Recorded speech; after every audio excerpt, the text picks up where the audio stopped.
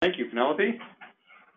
Well, welcome to this CTPP Oversight Board webinar on small geography data reporting. I am Tom Fiala. I will be your host today. I am the Executive Director of the La Crosse Area Planning Committee and a member of the CTPP Oversight Board.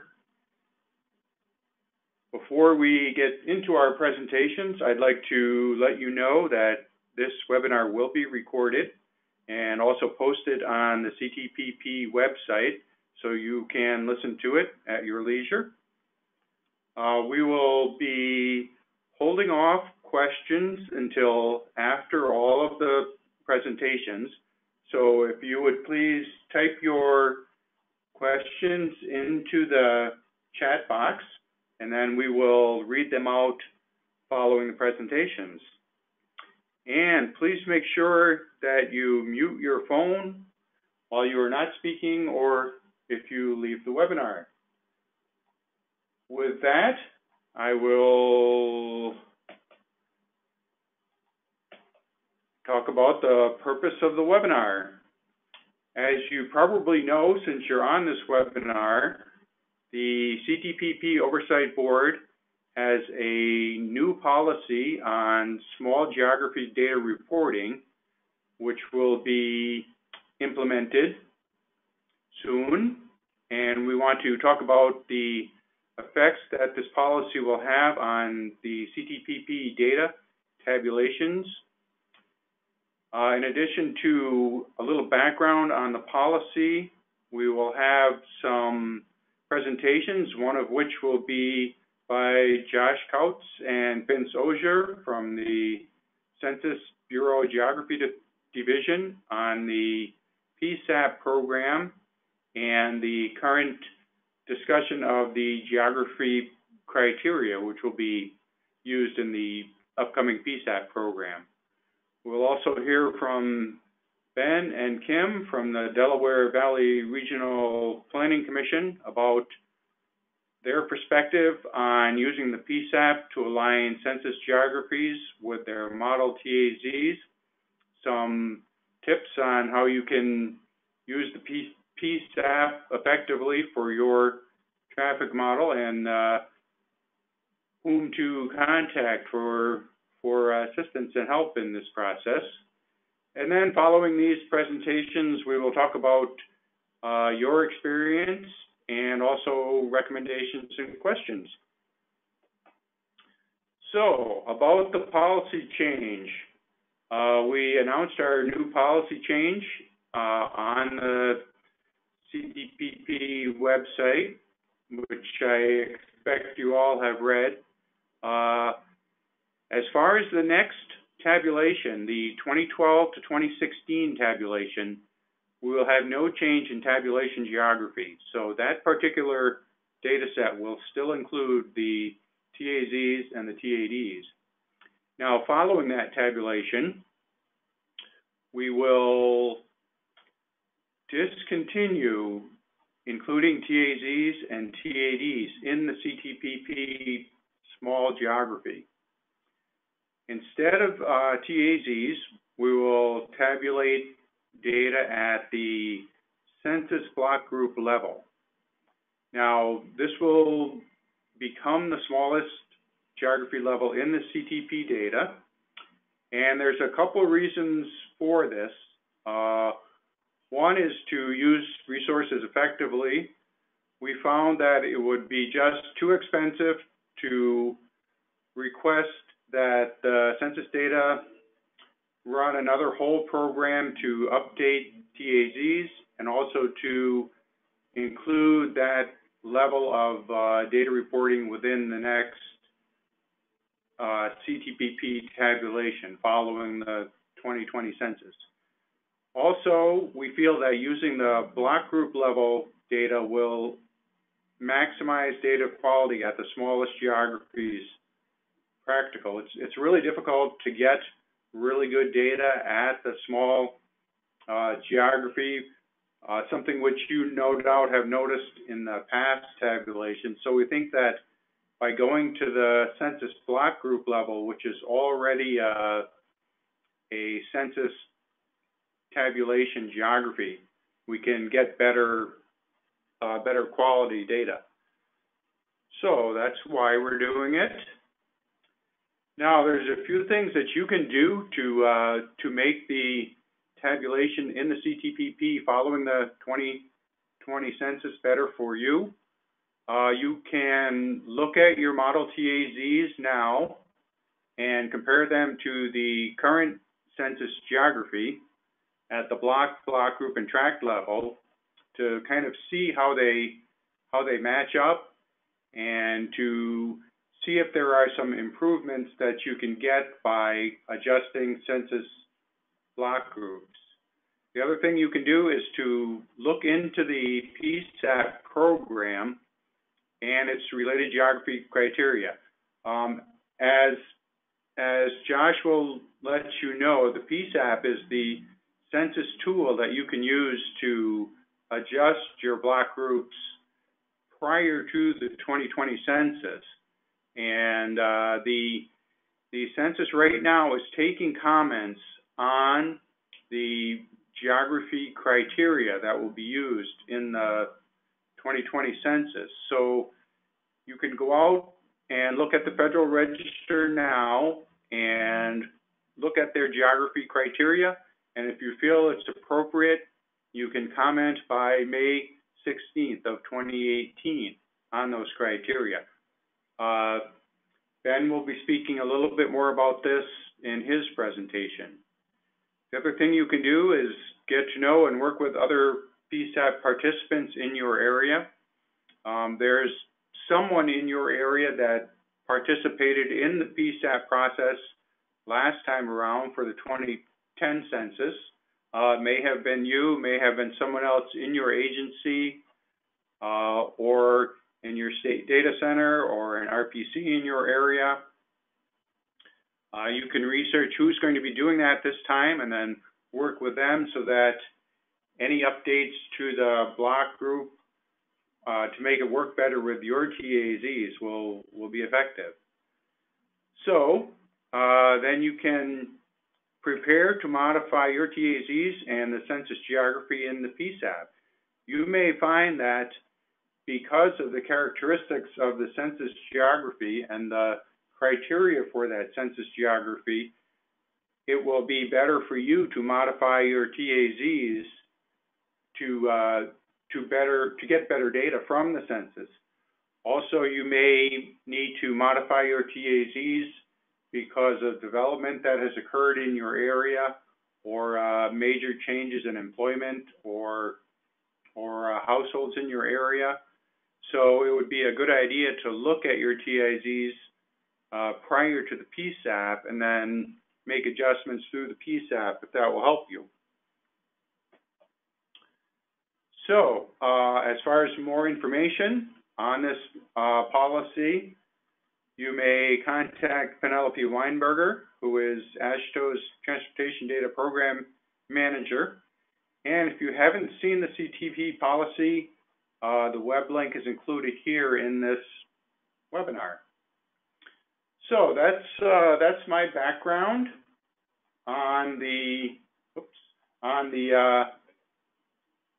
policy. I'm now going to turn it over to Josh at the Census, who will talk about their upcoming programs. So thank you very much. And let's see, here's Josh. All right, thank you very much, Tom. Let me just switch that over. All right, so again, thank you and welcome everybody. Thanks for being here at the webinar. And I'm going to be speaking about statistical geographic areas, and in particular the 2020 Participant Statistical Areas Program, PSAP, and two geographies in particular, the Census Tract and the Census Block Group, those being of particular importance if you've had a chance to review the bulletin that Tom was referring to. So just a quick overview of what is U.S. Census Bureau statistical geography. Why does the U.S. Census Bureau define these statistical geographic areas? What's the purpose? And then we'll dive into some more details of the PSAP entities, again, the census tracts and block groups in particular, and just some details of the program and what to expect coming up into 2020. So one of the big caveats for U.S. Census Bureau statistical geography is that they are defined solely for data collection, tabulation, dissemination, and analysis. Sometimes they're used for programmatic purposes or defined specifically for one program, but we like to make sure that having a national audience and a national data user base, that we do our best to make sure that our geography serves the needs of all of our constituents, stakeholders. And so, again, we define these solely for data collection, tabulation, dissemination, and analysis. When we speak about statistical geography, this is in counterpoint to legal or administrative geography, such as states, counties, school districts, congressional districts. When we speak of statistical geography, we're speaking more of urban, metropolitan areas, or census tracts and block groups. Often our statistical geography is directly representing specific communities or localities or recognizable areas that don't have that legally defined boundary of an incorporated place or are surrogates for these legal entities. Why does the Census Bureau define statistical geography? Again, primarily just to be able to provide data at a given spatial resolution, to provide counterparts for the legal entities, and to provide finer spatial resolution, such as sub-county units.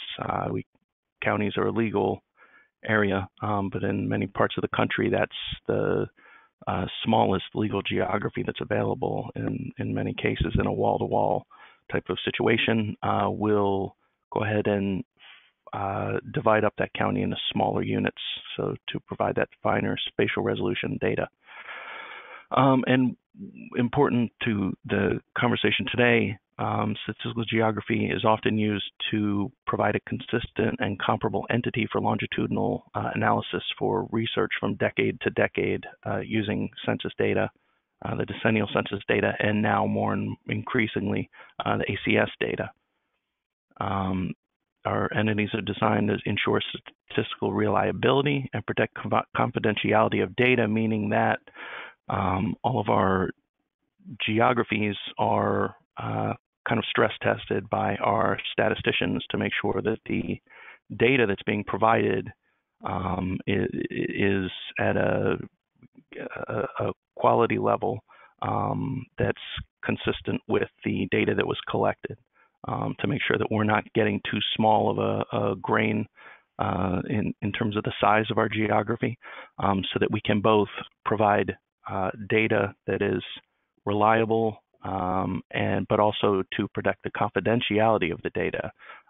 So we will be very careful in terms of making sure that we don't have too many small overlaps or slivers or ways that we could potentially have an accident where we're releasing identifiable data, personally identifiable data.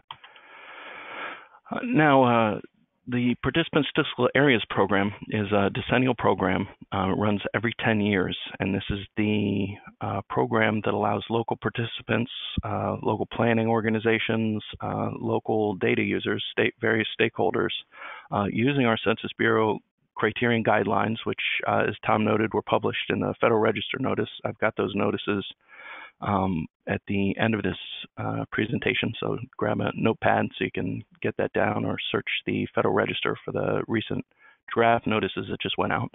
And again, those contain the criteria and guidelines for these geographies, kind of the point of them, the type of data that will be produced, and how they are kind of put together, just the kind of blueprint for what a tract, what a block group is.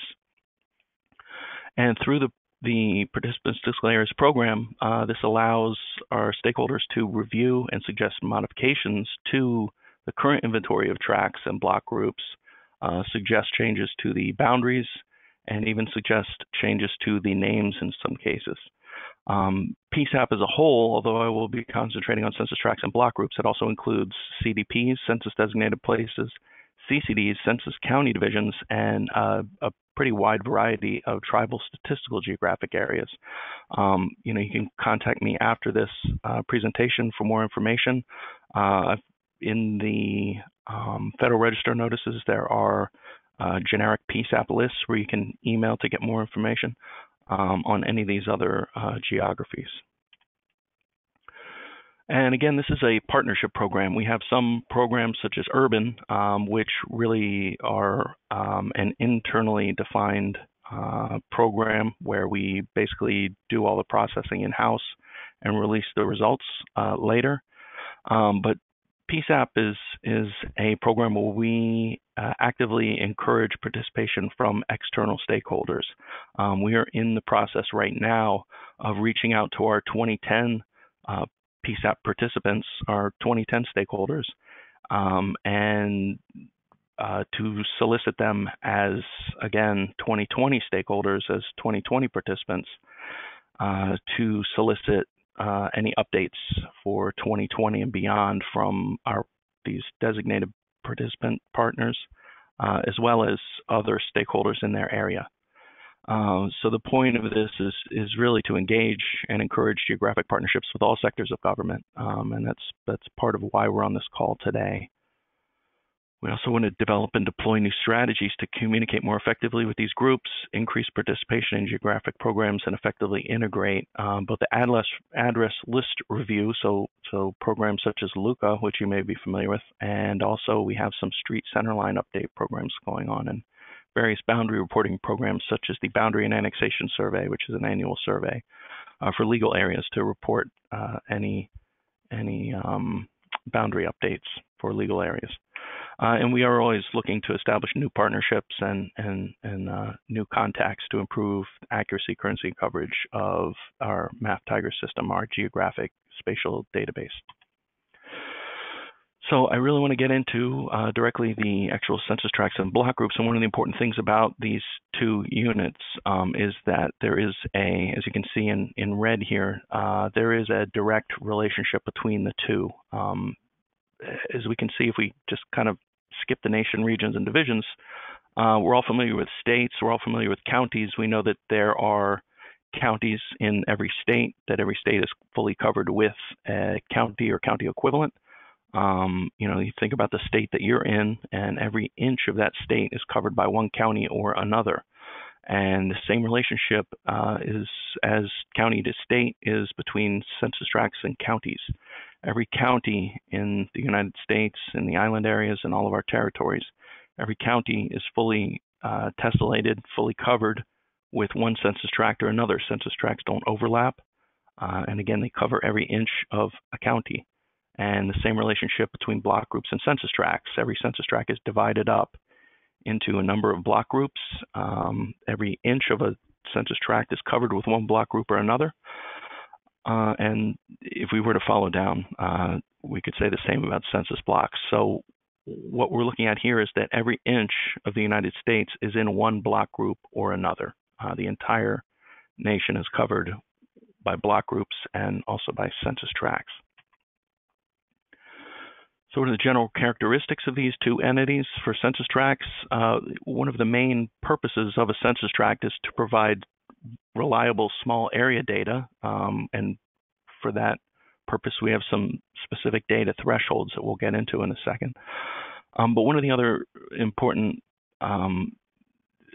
purposes of a census tract is data comparability. So comparability from one census to the next, one decennial census to the next. And again, now with the ACS, comparability between one ACS and the other. And we establish that by not changing the outer boundary of the census tract, and to allow our data partners to compare these census tracts from one statistical dissemination to another. So from between one decennial census to another, from one ACS to another, or from one decennial census to another ACS. We keep those outer boundaries in working with our data partners. We work to keep those census tract boundaries as stable as possible. And conversely, with the block groups, although block groups do nest within census tracts are intended to remain stable. Block groups can be more dynamic and change from census to census. Many of our data partners, local stakeholders, will make pretty significant updates to block groups between the decennial censuses through the PSAP, and that's perfectly fine. We have other local partners that like to keep their block groups stable from census to census, again, for that data comparability. Either way is fine. And just again, to just give a graphic of this relationship, starting in the upper middle there, you can see Greene County, and it's divided into multiple census tracts. If we follow this census tract 107 into the center graphic, you can see that census tract 107 is divided up into multiple block groups. If we keep following it around to the lower right, we can see that that block group is also then broken up by census blocks. Block group is a group of census blocks. That's really where the name comes from. And if we follow that around to the upper right, we can see that that census blocks are primarily composed in boundary by linear features. In a lot of cases, that'll be streets. And so it's entirely bound by visible linear features there.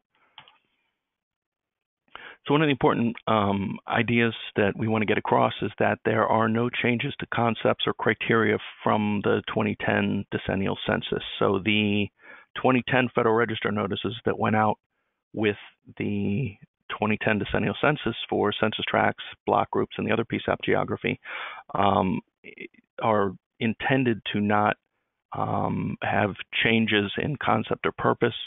The coding and naming conventions of census tracts are intended to be the same, and the type of boundary features will be the same.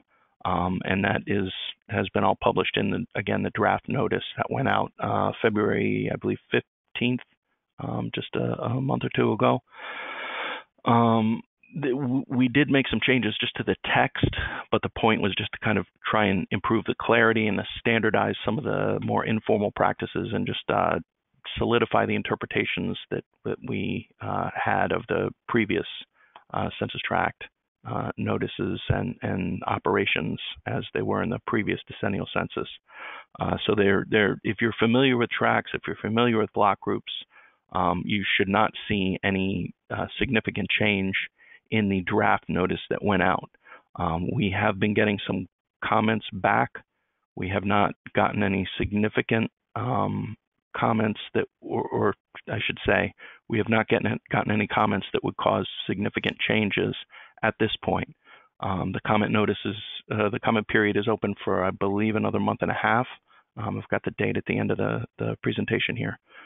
So we may get some comments in that could potentially change things. But as of now, the plan is that there are no changes to the concepts or criteria for census tracts and block groups from 2010. I mentioned thresholds before. These are the thresholds for standard and tribal tracts. We have two thresholds. We have a population threshold and we've got a housing unit threshold. The point is there used to be a population threshold pre-2010. The housing units were added to accommodate the ACS. That's one of the reasons we added in that housing unit, because the ACS is a survey that runs throughout the year. There may have been some instances of seasonal occupied housing that at the time of the census or at a particular point in the year would have low population, but it would meet housing unit criteria, or it would have met the population criteria at a different point in the year to accommodate the ACS collection, we added in that housing unit data. We've also got the special land use census tracts, special land use areas in general. We have to accommodate large areas that have little or no population, such as a military reservation, such as a large park in the middle of the city. And the point of that is to be able to delineate that area and kind of take it out of the tabulation for the rest of the track, so it wouldn't skew the overall numbers for that area. So if you think of Central Park in New York City, that's a special land use census tract, and that can be kind of taken out of the surrounding data so that it is set aside and doesn't skew the numbers for the surrounding highly dense urban landscape there. And for block groups, we also have these are our thresholds for that. Again, we have population and housing. We don't have an optimum, we have a minimum and maximum, just to be able to provide flexibility for our local stakeholders, our local partners. We didn't have an optimum designated, but we do have the same idea of a special land use block group, where a special block group can be delineated and kind of set aside from the rest of the surrounding block groups. All right, and this is I am a geographer. This is geography, so I've got some just graphics to kind of show how these things work in the real world. If you're unfamiliar with census tracts or just need a refresher, or you just want to see some different scenarios, this is for you. This is an example of census tracts that were delineated in Pennsylvania, in Souderton, Pennsylvania. Souderton's an incorporated place there. And as you can see in purple here, we have two census tracts. There's 2072.01 in the south, 2072.02 in the north. I said before that one of the goals of a census tract is to not change the outer boundaries so that we can compare census tracts from decade to decade, or from ACS release to ACS release. But when we also apply the population thresholds, then you may realize that you may get a census tract where the population goes above the thresholds, maybe goes below the thresholds. What do you do then? In this case, we have an example of that. 2072.01, 2072.02.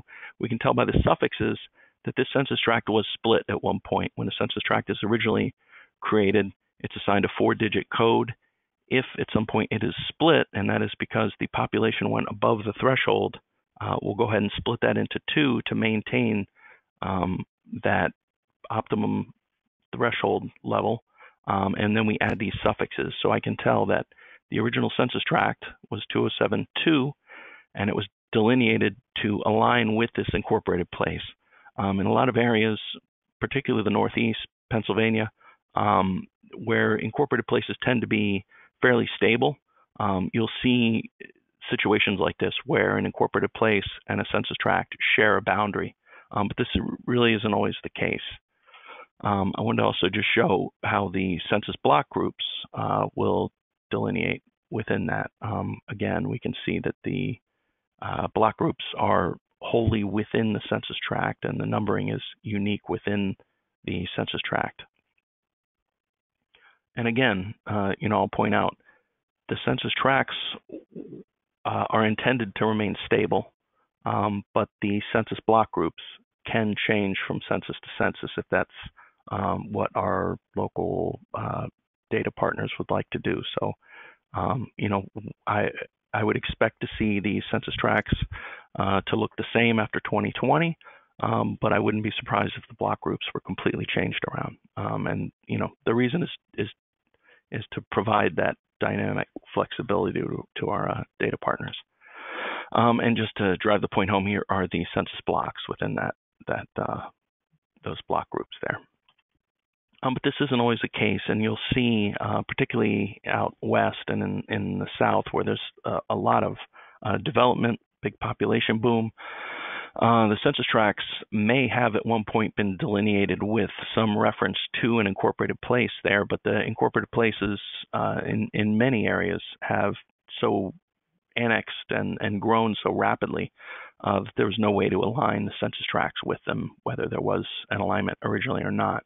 And in this case, we've got Imperial City in the north, El Centro City in the south, and you can see that there's really no relationship between the census tracts and the incorporated places there.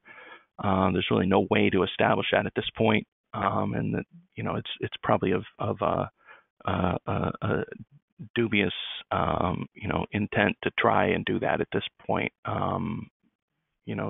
Particularly with the growth in these areas. However, you can still see within these block groups. Now, it may be the case that these block groups could be changed in 2020 to more closely align to the census, to the incorporated places to provide whatever level of data that is, with the understanding that, this incorporated place may annex, it may develop, it may change after 2020, and the block groups again would remain stable until the next PSAP in 2030. And again, the block groups within, the blocks within the block groups. All right. I also wanted to show just kind of a larger overview, a longitudinal study of the kind of study. One of the reasons that we keep it stable and how census tracts are often used over the decades. So on the left here, I've got Salt Lake County, Utah, and it's the vicinity of South Jordan. And you can see that census tract 1130. And we can tell that this was the original census tract, 1130. There's no suffix there, so this is how it was originally laid out. And then we can see on the right the 1980 census, and to maintain comparability, but the population was obviously increasing. We can see by the total population there for the county, the tract was split. And again, you can see that the outer boundary was maintained, and it was just split down the center into 0.01 and 0.02. Then if we look at 1990, the dots here represent 10 people, and you can just see the population distribution there, the dot density. And you can see that, again, these tracts were split for 1990 from 1980. And then again, 2000, and then 2010, as that density of the development, the settlement in the county increases, the tracts are further subdivided to make sure that we're maintaining an even population level within all the census tracts, and to keep them below that 8,000 threshold. And just to again drive the point home, the idea for these census tracts is that we could always go back and add them up backwards or forwards, and kind of do those longitudinal studies using this simple math. All right, and then just to start wrapping it up here, the current 2020 Census PSAP schedule, we are on schedule, and we are currently contacting our 2010 Census PSAP participants to inquire about their interest in the 2020 Census PSAP participation. We'll be doing that for at least another month. And then we will start sending out invitation materials to these participants to start to finalize that participant list. Once we've got a final list of participants, sometime in the fall, we'll be posting a accepted invitation list. And so you'll be able to find out for a given county who that PSAP participant is. I don't have a date on that, as we're not entirely sure when we'll have our final list done, but sometime in the fall. In January 2019, we will actually begin the PSAP delineation phase. So we'll be sending out the current 2010 materials and the current materials that are in review now at the census. We are undertaking a slightly different tack from we did in 2010, where we have got a group of folks here that are reviewing all of the census tracts to make sure that they meet the criteria that was laid out in the Federal Register notice in 2010. If a tract has grown too large in population or housing, we're going ahead and giving it a kind of a draft split, so that what participants will receive in January 2019 are a clean copy of the 2010 boundaries, the last boundaries as they left them or as they delineated them in 2010. They'll also be receiving a draft copy of suggested, or we're calling it PSAP, of splits and updates that might need to be made, just to kind of help get the process going. In 2010, we found that a lot of participants were just unsure how to proceed, and so we wanted to give just kind of a first draft to help them with their thought process of what might need to be updated. So again, they'll be receiving those two boundaries, sets of boundaries in January, and as well the GUPS software, which is a QGIS-based software that can be used to make those splits and updates, and all the documentation needed will be sent. And we'll soon be starting some PSAP webinar trainings. All that's going to be up on the web. We have a PSAP website already live on the census.gov website. So if you go to census.gov and just do a search for PSAP, you should pretty quickly find the 2020 PSAP website. In July 2019, we'll be sending out communication notifying closeout of the initial delineation phase, and in the December 2019 is when we'll do a verification phase. We will send out the boundaries as after our internal QA/QC and kind of cleanup, small reconciliation. We'll be sending out the verification phase of the proposed updates for 2020. Participants will have a chance to review those, suggest any updates, yay or nay, and then we'll have a whole comment feedback for about 3 to 4 months phase for that. And then we will close out the 2020 PSAP census in time for the census in October 2020.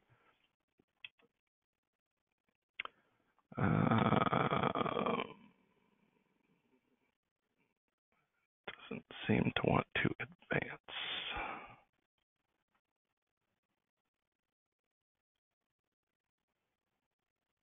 Oh man.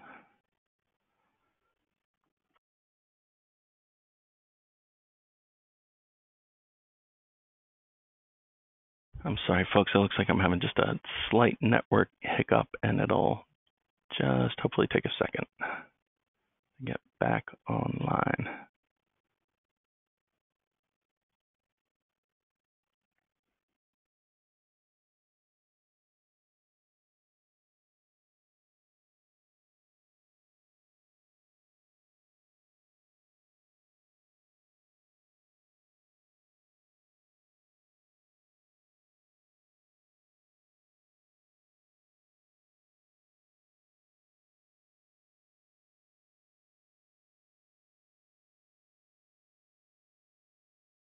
Josh, do you need me to pull up my version of your presentation and advance it? Hopefully. Oh, there we go. Got it. There we go. Just got back in. Sorry about that, everybody. Okay. Sorry. I was on our side here having some network issues today, and I was hoping to make it through the presentation, but okay.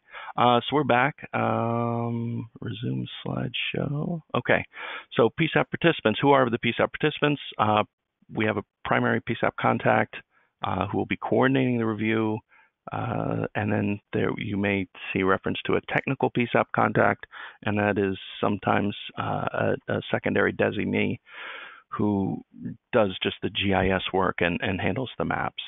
But any interested party can submit requests for boundary updates to the primary PSAP contact. That means even if you are not the primary PSAP contact, one of the roles of the PSAP contact is to coordinate within their designated county or series of counties to coordinate between all the stakeholders, all the data partners within that territory, and make sure that everybody is at least heard in that.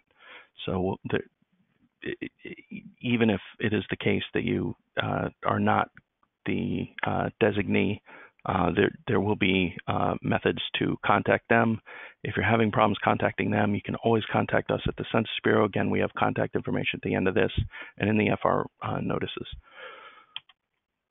and these are the much referred to Federal Register notices. Again, they were published on February 15th. And these, if you go to the Federal Register website, this is the citations that you would need to pull those up directly if you can't find them with a simple block group or census tract name search. Comment period closes May 16th, 2018. It's coming up quickly, so please get your comments in if you have any. And please submit your comments to here. This is also just a general email that you could send with any further questions, follow-ups on this presentation. If it comes to you a day, 2 days, a month from now, you can always email this go.psap.list, and we'll get back to you as soon as we can. All right, and there's my direct contact information. So please be kind, but you know that information is there for you to use if you have any follow-up questions. All right, so at this point, I think I'm going to turn it over to, is it Ben is next? Yep, Ben and Kim. Yep, there we go. Change presenter. Ben, yes. Great. All right, thanks everybody. Thanks, Josh. Really appreciate that overview. I am Ben Gresswitz. I'm at the Delaware Valley Regional Planning Commission in our long-range planning office, but I also am sort of wearing two hats as both a CTPP board member and a staff person at MPO interested in making this all work for our region. And just by way of background too, I used to be in our modeling group and well aware of our TAZ geographies and continue to use those and our more standard census geographies of block groups and census tracts for various analyses. And I also asked my colleague Kim Pareko to join me because she participated in PSAP in 2010 and will be certainly, I think, our primary contact for going forward with outreach to our counties and whatnot. So I'm going to hand it off to Kim. Thanks, Ben. As you mentioned, I was involved in our PSAP program or PSAP organization for 2010 through 8 I'm now manager of data coordination here, but up until a few years ago, I was in our GIS department. And my role in PSAP 2010 was I was the GIS analyst that was going through using the at the time the math software to change the line work for census tract and census block groups and other geographies. So it's good that Ben and I worked so close with each other because I had that experience coming into it, and we found out about the CTPP policy change. So we have a little bit of a head start on thinking about these issues. We wanted to share our thoughts with you. So Ben and I are from the Delaware Valley Regional Planning Commission.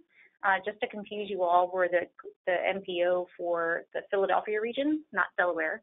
The Delaware River bisects our region here. That's why we're called Delaware Valley Regional Planning Commission. We're made up of, our MPO covers 2 states, 9 counties. We are covered completely by municipalities here in the Northeast. We have 351 municipalities, about 1,300 census tracts, over 4,000 block groups, and then about 3,000 TAZs in our region. And I wanted to give you an outline of what we're going over today. So I'll quickly be talking about how we're going to consolidate the PSAP and TAZ programs, how we can make that work for us. Ben is going to talk about the Federal Register comments, and then our role, so transportation planning, the transportation planning community, what their role can do to participate in PSAP. And then he'll hand it back to me, and I'll be talking about some call to action items and ways for you to get involved with your regional planners and PSAP participants. And then at the end, we have a slide of kind of a combination of some things that Tom mentioned, and as well as Josh. We have it all in one condensed place for you to use as a resource at the end of the webinar.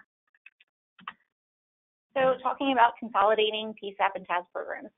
Up until now, we had the separate PSAP program, or I keep saying PSAP program, PSAP, where for all intents and purposes, we're basically looking at, tracts and block groups for this webinar. And then we also had a separate TAZ delineation process where we were able to kind of or incorporate employment counts to come up with transportation analysis zones or traffic analysis zones. But now that we have the CTPP policy change where we will not be, or the CTPP will not be tabulating data at the TAZ level now, we'll be doing it at the block group level. We have the opportunity to kind of hopefully influence the Census Bureau to help have them incorporate some kind of employment data into their PSAP so that we can create better block groups that are more representative of TAZ. So it's kind of like we're kind of redefining block groups for 2020. And here we are here. This is also kind of a call to action to get your comments to the Federal Register because it's important that the Census Bureau will be, working with us on delineating these block groups in a more efficient way for transportation purposes. This is just kind of like a graphic overview talking about some of the things that Josh went over too. Traditionally, because it's a census product, we've been looking at residence-based block groups. So you see block group 1, block group 2, where we had to split geographies based on population and housing counts in different areas. And before, because we weren't looking at employment counts, some of those land uses got wrapped into residential areas. What we'd like to see is that the Census Bureau considers us breaking out block groups into smaller geographies, which would be really fantastic for getting more accurate density calculations. And then also to create more kind of like land use based block groups that'll help us identify where employment is happening in a region, but then have it separate a little bit from the population and housing land uses. So with that, I'm going to hand it off to Ben to talk about the Federal Register comments. Great. So Federal Register comments, if you haven't gotten this sunk in your head yet, it's really important, and that's probably the key takeaway for this as far as something to do next. Is, we've got till May 16th to submit comments, and that's really the way to get the block group and tract delineations to sort of work similarly to the TAZ delineation process that we may be familiar with from 10 years ago. That's just not happening this time around. And so our feeling is, Josh said they haven't got any comments yet that are of asking for significant changes. We are actually asking for sort of a significant change here. And to get that,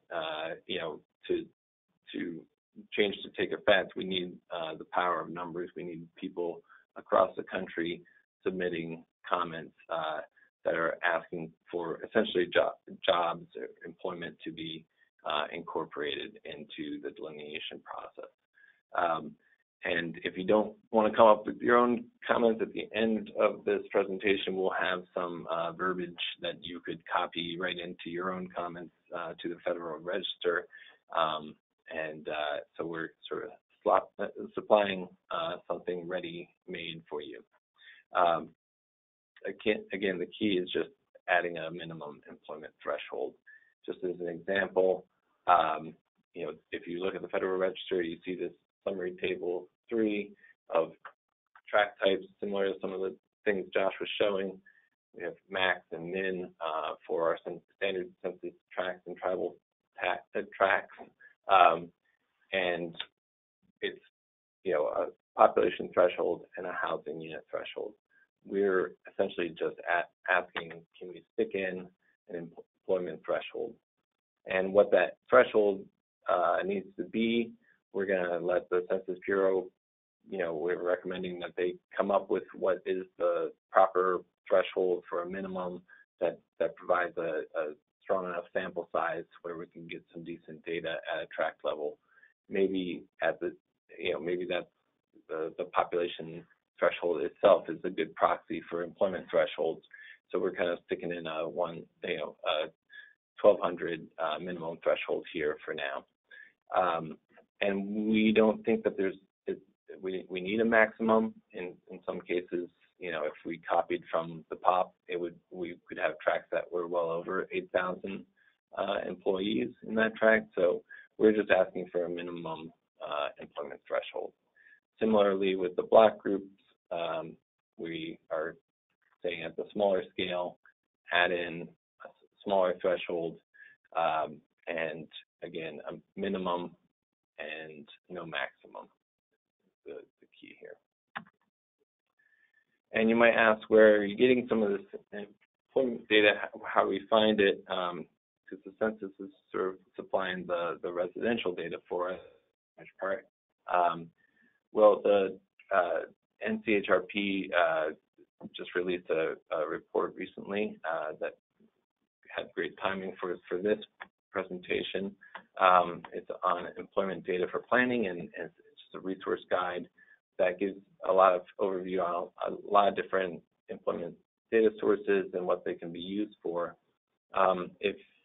Here at the URPC, we will be using some of our previously purchased point level private data. It costs a little bit more money, but it is very helpful when you have that, so you can essentially aggregate at any geography. Wherever you slice it, you just sum up the points that are within a polygon. So that's very handy. But if you can't, if you don't have the resources to make that kind of a purchase, there are some public data sources like LEHD, loads, that is by block. I'm not sure if it's, it's been shown to be sort of unstable from year to year at a block level because of what they do to sort of anonymize the data. But it may be a starting point or a reference point that you could start aggregating blocks up to a proposed block group and see what you've got there.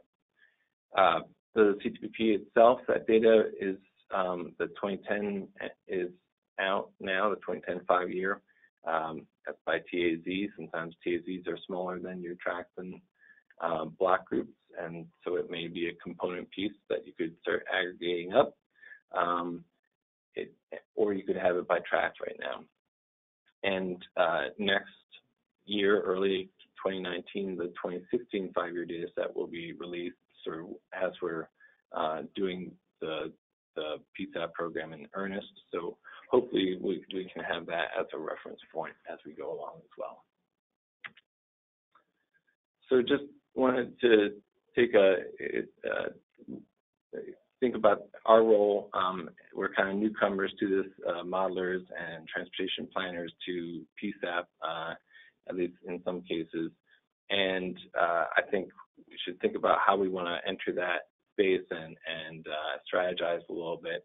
But I think if we come in as a positive force that's solving problems and adding additional resources where previously we were in our own delineation program and the PSAPers were separate, we're combining forces and adding resources as a result. So with that, I would say to get started, it's a good idea to just review your geographies. I think Tom mentioned this earlier. See where your TAZs and your block groups do and don't align. And then sort of approach your delineation process from the point of view of a traditional PSAPer and see where if we get these employment thresholds and you can bring your current TAZ delineations in, where are these going to be solving some problems for the previous process.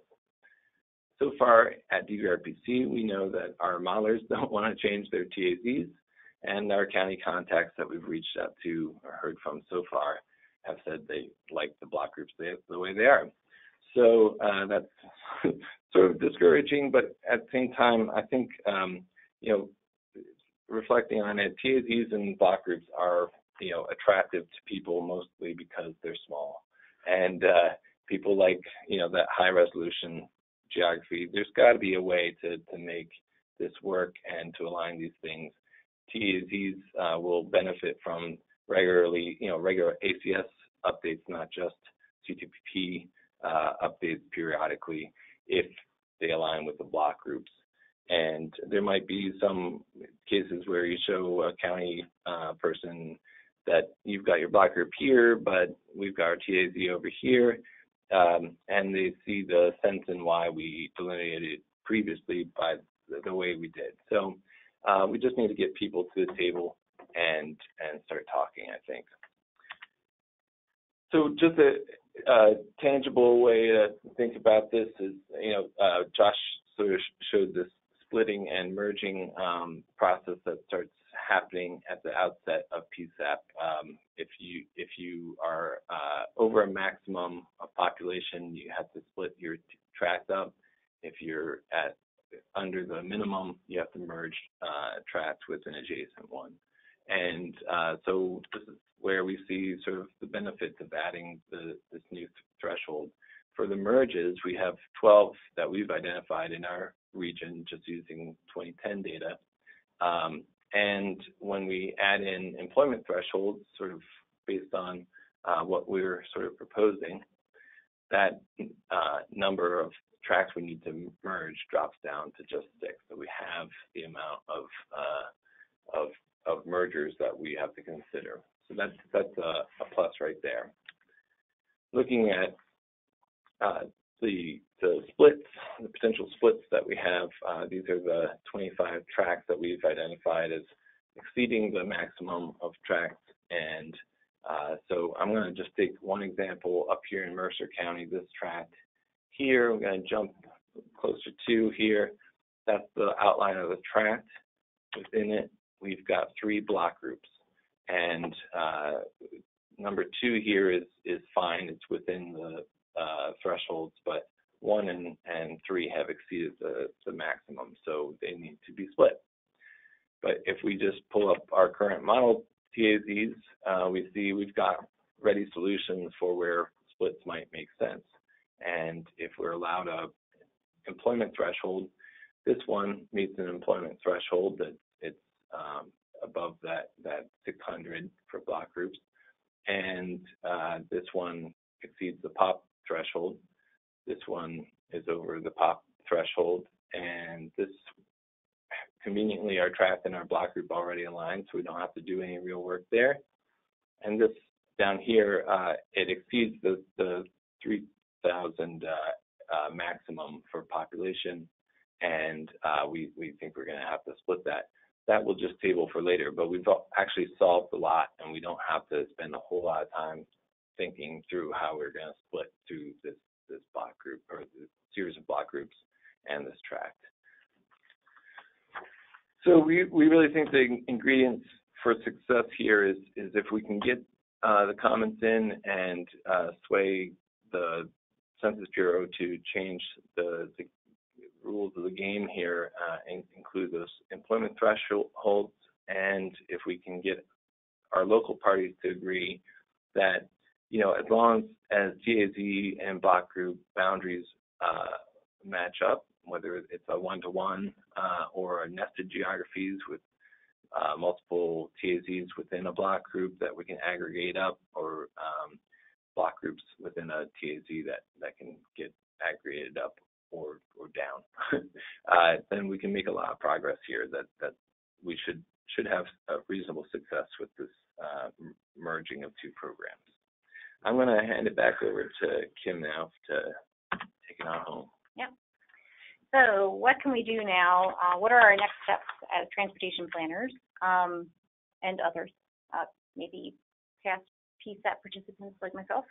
What should we do now? How are we kind of thinking about everything, wrapping this all up, all of our presentations into one little package? So first, we'd like you, again, to review the Federal Register and then start brainstorming about how this is going to affect, thinking about the CTPP policy change too, how it's going to affect your activities in your region. So how can the PSAP for 2020 be used to ensure your agency's data needs are met for future CTPP data releases? Again, get to know your geographies and identify your goals. If you happen to have an upcoming plan to change your TAZs around, this will be a great time to do that, since you can kind of incorporate them and start thinking about nesting with census geographies a little bit better. Next step we'd like you to do is, again, to comment on the Federal Register once you have all your thoughts together on how this change can, improve your process. So again, you can either write your own based on your own agency's needs, or borrow or modify the CTPP Oversight Board's recommendations, which again, I'm going to, I'll show you where we have those in the presentation at the end.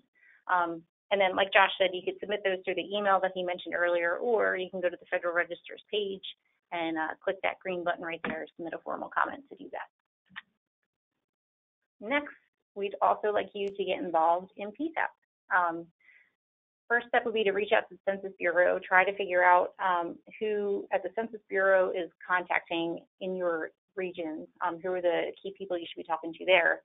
And then you can also think about maybe perhaps you know some people that were already involved in the 2010 PSAP before, and then make sure that the Census Bureau kind of has the right contacts too. I'm sure they'd appreciate that, positive feedback loop, I guess.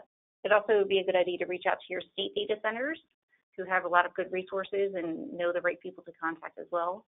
And then maybe there are others that you should identify and reach out to early on in the process. From my experience in the 2010 PSAP, after the new data tracts and block groups were released to the public, we started to get phone calls from, for example, one of our cities, we got a phone call saying, why weren't we involved in this process? This one tract doesn't make any sense. And early, we tried, we did our best to try to reach out to everybody we could, but, there's always going to be somebody that you miss, but maybe since you have a different lens on things, you'll be able to bring more people to the table and get the conversation more well-rounded, especially before, the actual activities ramp up in January. And then again, identify opportunities for alignment when you're talking with your planning partners, and you find out what their needs are. Try to look for places where you can seek agreement and work on better nesting your block groups within TAZs, and then hopefully you can get those block groups to kind of look like your TAZs, or try to get your TAZs better nested within block groups, may be a way to go. And then also highlight that some problems that they may come across during the PSAP will be solved using TAZ boundaries and using employment data. And I think everybody can appreciate getting better density calculations with kind of more defined, more localized and defined geographies. And then also we'd like to hear from you. Make sure you, once you're kind of getting into this, if you want to share your experiences with the rest of the CTPP community, a great place to do that would be on the CTPP listserv, which again, I have links to at the end here. I'll move into, here's our sample language, CTPP board sample language. It's not mine. That you could copy and paste. You see the hint there. As Ben mentioned, we're trying to get the block groups around 600 for employment, and Census Tract is 1,200. And then other things like using your local employment sources to kind of justify those changes would be fantastic. And here's that last slide, which I talked about. One thing to note here, I saw on Josh's presentation earlier, this should actually be geo.psap, I think it's with at census.gov. But everything else on here is good to go. For submitting. For submitting your comments, yeah. And with that, yeah. I think that, this is Josh, I think that geo PSAP will work also, just FYI. That'll work as well, Josh? I believe it will. Yeah, we have a mailbox for geo.psap, but okay. That is geo.psap.list is what's listed in the FR notices, just FYI. And all this can be downloaded from the webinar room here, and so these links should work and be a good resource for you. So with that, we're going to open it up to questions. Do I need a hand up? I think, well, we can keep our screen up. Maybe we'll leave the resources up there in case people want to see it. And then, but the questions, I think, Penelope, you were starting to. Right. So there are some questions. Here's a question from Carolina Rodriguez. She says, hello, thank you for hosting this. My question is, our MPO is updating its MTP with final due date December 2019. To what extent will this impact our process, if at all? Updating, I'm sorry, MTP? MTP. Carolina, if you're still here, do you want to type in what MTP stands for, this acronym? Metropolitan Transportation Plan. Is that something you guys do, Ben? We have a long-range plan that we just adopted. Metro Trans Plan, yeah, the LRTP. That's what she's talking about. Okay. So. And sorry, can you repeat then? Yes. They are updating the MTP with a final due date of December 2019. To what extent will this impact our process, if at all? I guess it depends on what you put in that plan. I would say for us locally that these geographies wouldn't, I mean, that regional plan is pretty regional for us. So I don't think we get into a whole lot of fine-grained geographies on ours, at least. I'm not sure what they do there. All right. If you have a more refined question, feel free to type it in and we'll try and get to it when we get to the end. The next question is, the Federal Register notice on 2020 census block groups mentions that special use block groups would need to be at least 1 square mile in urban areas. This is larger than most of the current 2010 census block groups in their state. This is from Ohio, San Granado. If the standard that would be imposed on all block group proposals with less than 600 resident population, some CTPP users would like to be able to subdivide current block groups based on employment concentrations, but most of the affected block groups are already well under 1 square mile. Josh, can you handle that one?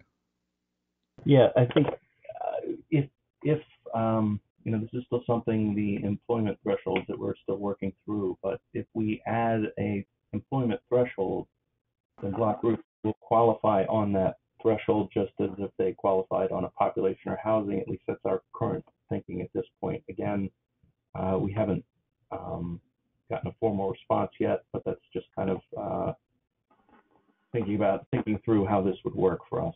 So in that case, the block group would not be a special land use block group, so it wouldn't fall under that threshold. And I would still want to see which block groups the inquiry is referencing, what state that was. Did we have that? Ohio. Ohio, okay. So most of those block groups, that's going to be within an urban area, and that's the Census Bureau urban area. So it would need to be over square mile, again, with the idea of these being large parks, large industrial areas, universities, that kind of thing, that would be inside of a more densely developed area. And again, the point is just kind of to pull that out. Now, that doesn't mean that you have to have special land use areas for every single park or area. So I think we're still thinking of those as a separate thing from these employment center. Okay. Can I just add something to that, Penelope? I noticed too when we were doing this and we were kind of refining our suggested comments that I think when the board originally was setting out this policy statement, we were thinking at the time, not having seen the Federal Register yet, that perhaps the special tracts or special block groups were maybe the solution for these employment centers, and it sort of says something about that toward the end of that memo.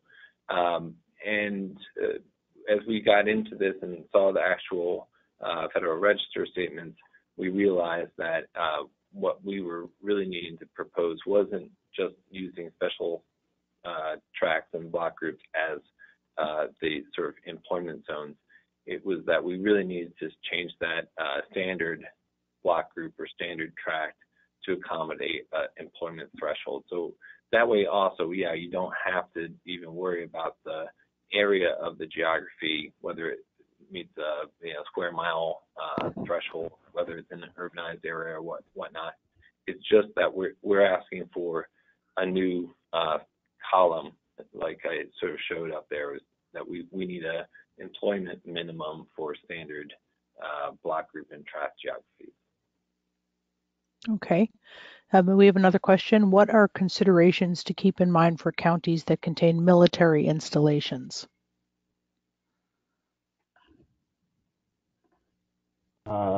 If the context is kind of jumping off what we were just talking about with special land use areas, there are a lot of military reservations, military installations that are designated as special land use areas, just to kind of set them aside from neighboring territory, neighboring block groups and tracts. If the question is about employment characteristics, that is something that would be a great comment to the Federal Register notice so that we can discuss that internally. I'm not entirely sure what employment characteristics we get out of military areas. We often, well, we do publish population and housing for a lot of those areas when it's applicable, when it's some kind of residency situation. And so there are a lot of military areas that actually qualify as standard block groups and tracts, not just special land use areas. So I guess we could take that question a couple different ways if they want to follow up with some more details. We could do that, or again, email me or send that in as a comment to the FR notice.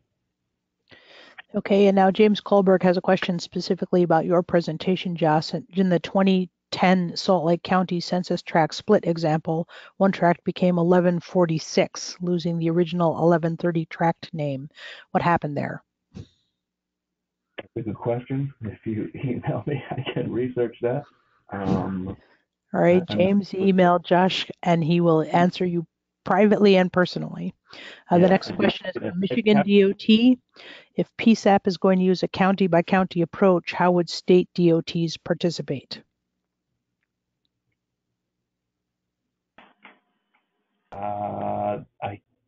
That is a good question. We will be posting again, once we've got a PSAP participant list, we will be posting that up on the web. State DOTs are more than welcome to contact those participants. If the state DOT wants to be the primary participant for a county, they're welcome to contact us and see if they qualify, if they're willing to pick up the work. That is a possibility also. We have a lot of counties that in 2010 we did not have participants. So there are going to be a lot of states that have multiple counties that did not have a 2010 participant. The 2010 participant list is kind of our default, and those are the first invitees, or people that were participants for the 2010 program. But again, there was something on the order of 40% of the nation that did not have a participant, or 40% of the counties did not have a specifically designated participant. So if a state DOT wants to pick up that county and do the work that didn't have a 2010 participant, we would be most grateful for that help. A lot of them are more rural areas that don't have a large planning organization or infrastructure, statistical infrastructure. So that might be really useful for the state DOT to step in and do that. So again, they would just contact that go.psap.list and just kind of write that up as something they'd be interested in. Again, my direct contact information is posted in the presentation. I'd be happy to talk to anybody. Okay, here's a question for the DVRPC presenters. The comment from Michael Greenwald is, while I agree that employment should be a criteria for defining a census geography, the way it was described in the presentation, it seems to be an additional criteria beyond what Census is anticipating using. What about using population or employment as a criteria for defining a census geography? I think that is what we're talking about. That's how we did it with TAZ. So it's either...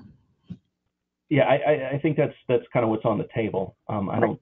I, as a census employee representative on the call, we do not have a process yet for incorporating employment data.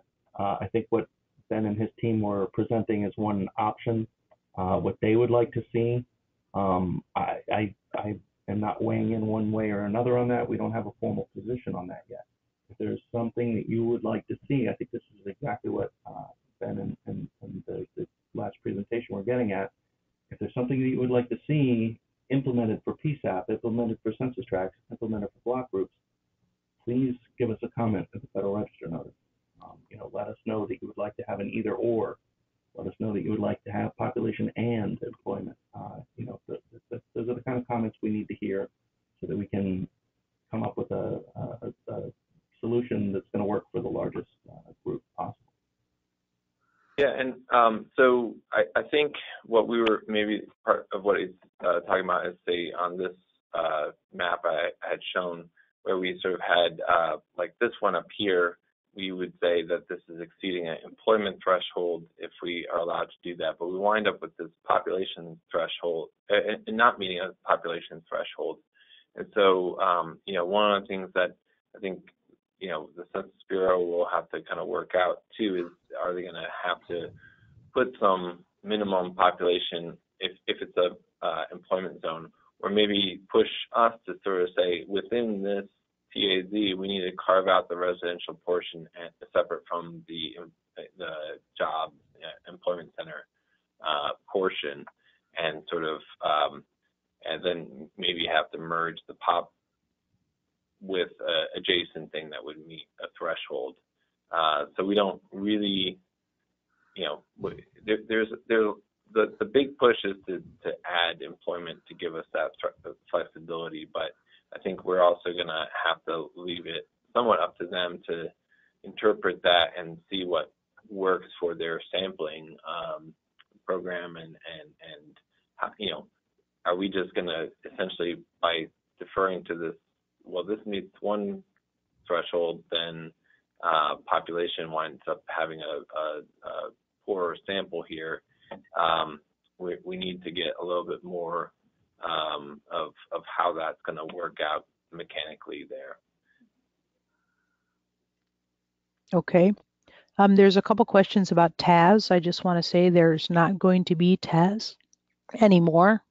So one question is, will we be discussing how current census TAZs may change under the new guidelines?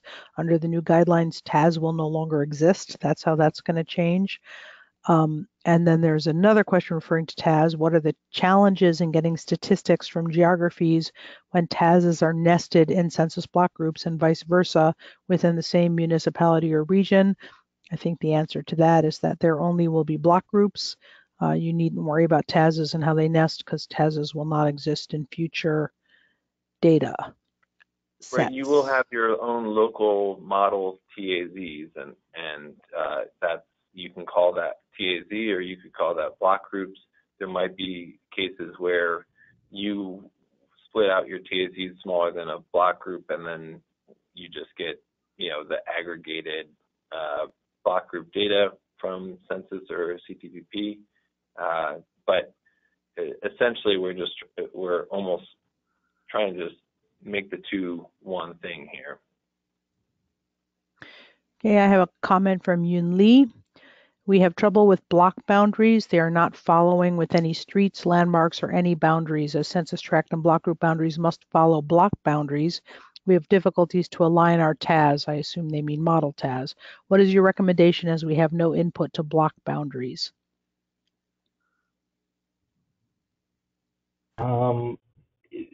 In general, block boundaries are large physical, generally visible features. So all of your major highways are going to be block boundaries. Named roads, so even if they're a small or rural road, if they have a name in our Tiger system, they will be held as a block boundary. Other things that will be held as a block boundary are political boundaries. So state and county boundaries, even if they're non-visible, they will be held as a block boundary. Other geography, such as census tracts, such as block groups, if they are based on parcel lines, if they are based on some other sort of non-visible geography, they will be held as a block boundary. Voting districts, school districts, other geography that the Census Bureau publishes data for will be held as a block boundary. So the vast majority of our blocks are visible large features on the landscape.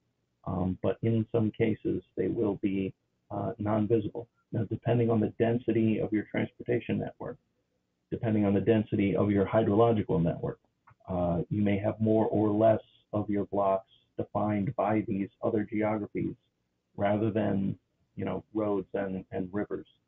We're kind of stuck with that situation. I can say that in 2020, one of the goals for the block delineation program is to have fewer blocks. And what that means is that a lot of roads, a lot of hydrology that was held previously, shorelines and that kind of thing, large rivers, if a census block ended up having no population within it, if it was of a certain small size, it'll be merged with a neighboring census block. So you may have seen in 2010, there were a lot of like clover leaves on highways and off ramps where they formed little triangles and small, tiny little blocks. A lot of those should go away. A lot of the median strips between highways that should go away, but we're still going to be stuck with that, geographic boundary framework that we have. There's not much getting around that. So again, if you have specific issues in a specific area, my contact information is in the presentation. I'd be happy to discuss it with you or point you to who can help you with that. But that's kind of the nature of the beast of census blocks. All right, just a couple quick questions that I can answer. Yes, the PowerPoint will be available. The webinar is being recorded. The whole webinar will be rewatchable, and the PowerPoint will be posted as a downloadable PDF file when the webinar gets posted online.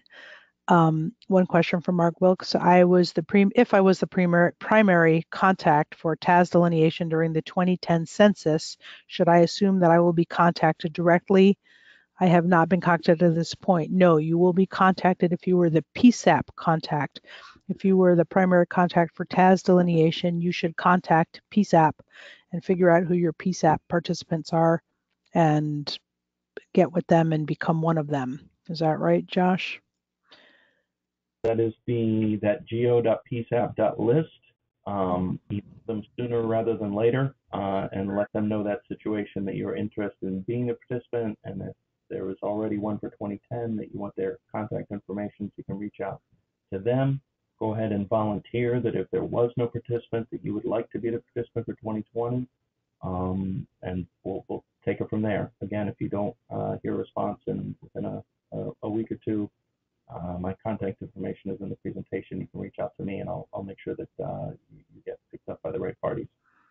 Okay, Patty Becker, I know you sent a question, but I think that your question is more suited to put in your Federal Register comments because those aren't answerable. So if you have specific needs, the question that you wrote was a two-part question, that in Michigan you must be permitted to use township lines as tract and block group boundaries. This is critical for transportation planning as well as general demographic work.